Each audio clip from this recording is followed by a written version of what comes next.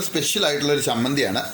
നന്നായിട്ട് കഴുകി വൃത്തിയാക്കി എടുത്തിട്ടുണ്ട്. പിന്നെ ഇതിനുള്ള കാന്താരിമുളക് വേണം, ചെറിയ കഷ്ണം ഇഞ്ചി വേണം, ഒരു മുറി നാരങ്ങ വേണം, ഇങ്ങനെ ഒരു അരമുറി തേങ്ങയും കൂടിയിട്ട് എടുക്കുക. നമ്മൾ ഈ ഒരു പരുവത്തിൽ നല്ല അടിപൊളിയായിട്ട് വന്നിട്ടുണ്ട്.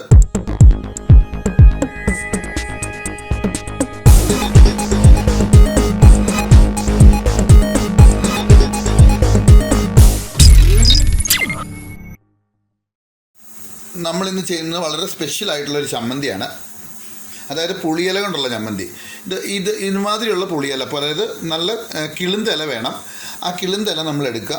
ആ കിളുന്തല നന്നായിട്ട് കഴുകി വൃത്തിയാക്കി എടുത്തിട്ടുണ്ട്. പിന്നെ നമുക്ക് വേണ്ടത് എരിവിന് ആവശ്യത്തിനുള്ള കാന്താരിമുളക് വേണം, അതുപോലെ ഒരു ചെറിയ കഷ്ണം ഇഞ്ചി വേണം, അതുപോലെ ഒരു മുറി നാരങ്ങ വേണം. പിന്നെ അതുപോലെ ഞാനിങ്ങനെ ഒരു ബോക്സ് തേങ്ങ, അപ്പം നിങ്ങൾ ഒരു വലിയ തേങ്ങയുടെ ഒരു അരമുറി തേങ്ങയും കൂടിയിട്ട് എടുക്കുക. ഇനി ഇത് അരച്ചെടുക്കാൻ വേണ്ടി ഞാൻ മിക്സിയുടെ ഏറ്റവും ചെറിയൊരു ജാർ എടുത്തിട്ടുണ്ട്. അതിനകത്തേക്ക് നമ്മുടെ ഇഞ്ചിയും അതുപോലെ നമ്മുടെ പുളിയില,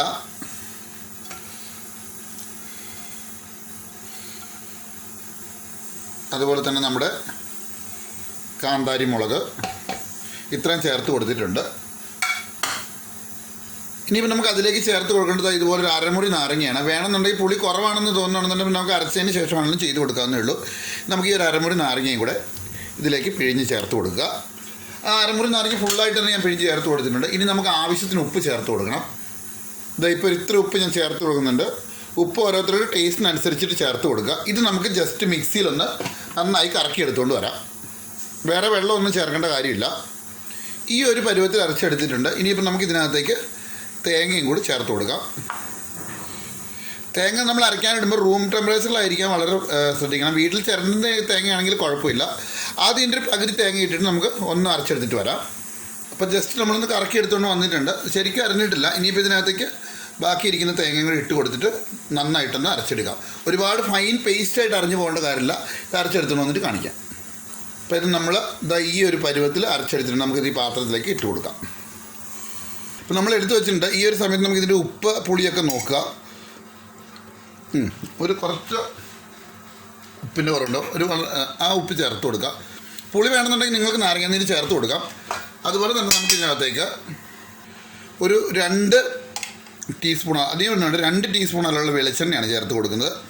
ആ കാന്താരിമുളകിൻ്റെ എരിവൊക്കെ ഒന്ന് ബാലൻസ് ചെയ്യാനും ഇതൊന്ന് കറക്റ്റ് ഒരു ടേസ്റ്റിൽ കിട്ടാൻ വേണ്ടിയിട്ടാണ്. ഇത് നമുക്ക് നന്നായിട്ട് തന്നെ കൈകൊണ്ട് മിക്സ് ചെയ്ത് നമുക്ക് ഉരുട്ടിയെടുക്കാം.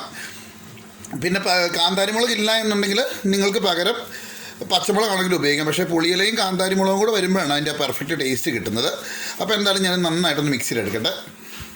അപ്പം നമ്മളിതെല്ലാം അരച്ചെടുത്ത് എല്ലാം എടുത്തുകൊണ്ട് വന്നിട്ടുണ്ട്. ഇനിയിപ്പം നമുക്കിതിനകത്തുനിന്ന് ഇത് നല്ല ഇതിപ്പോൾ ഞാൻ കാണിച്ചിട്ടുണ്ടോ, നല്ല അടിപൊളിയായിട്ട് വന്നിട്ടുണ്ട്. ഇത് നല്ല ചപ്പാത്തിയുടെ ചോറിൻ്റെ കൂടെ എന്തിനും കൂടെ വേണമെങ്കിലും കഴിക്കാം. നല്ല എരിവുണ്ട്. കറക്റ്റ് പുളി, ആ വെളിച്ചെണ്ണ ടേസ്റ്റ് എല്ലാം കൂടെ വന്നപ്പോൾ നല്ല പെർഫെക്റ്റ് ആയിട്ടുണ്ട്.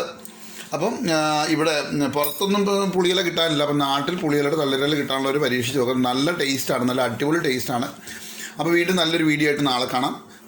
നാളെ അല്ല, അടുത്ത വീഡിയോ ആയിട്ട് ഉടനെ കാണാം. അതുവരെ എല്ലാവർക്കും നന്ദി, നമസ്കാരം, താങ്ക് യു.